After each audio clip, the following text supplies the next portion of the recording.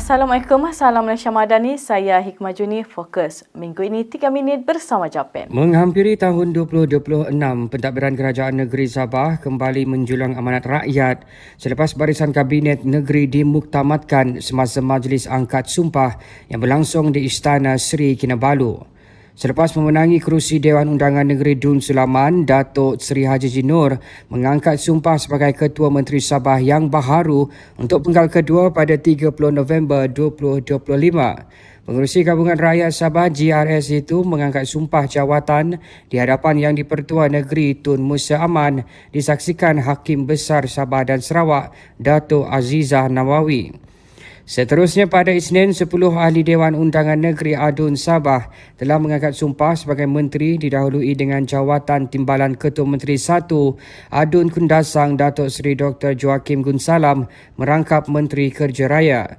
Sementara Timbalan Ketua Menteri 2 Adun Karanaan Datuk Seri Masidi Manjun mengekalkan portfolio beliau sebelum ini sebagai Menteri Kewangan dan Timbalan Ketua Menteri ketiga Adun Kadamayan Datuk Iwan Benedict merangkap Menteri Perindustrian dan Pengangkutan. 7 lagi menteri penuh yang mengangkat sumpah ialah Menteri Kerajaan Tempatan dan Perumahan Adun Membakut, Datuk Arifin Arif, Menteri Pertanian Perikanan dan Industri Makanan Adun Melalap Datuk Jamawi Jaafar, Menteri Pembangunan Luar Bandar Adun Kemabong Datuk Rubin Balang.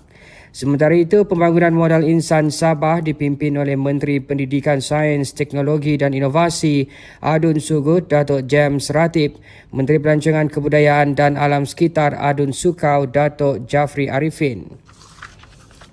Dalam majlis yang sama, Adun Matunggong Datuk Julita Mojungki dan Adun Apas Datuk Nizam Titingan masing-masing mengangkat sumpah sebagai Menteri Wanita Kesihatan dan Kesejahteraan Rakyat serta Menteri Pembangunan Belia, Kemajuan Sukan dan Ekonomi Kreatif. Bagi melengkapkan ahli Kabinet Kerajaan Sabah, 6 Adun dilantik, disusuli 17 pembantu menteri telah mengangkat sumpah jawatan masing-masing di hadapan Yang di-Pertua Negeri Sabah Tun Musa Aman pada Selasa.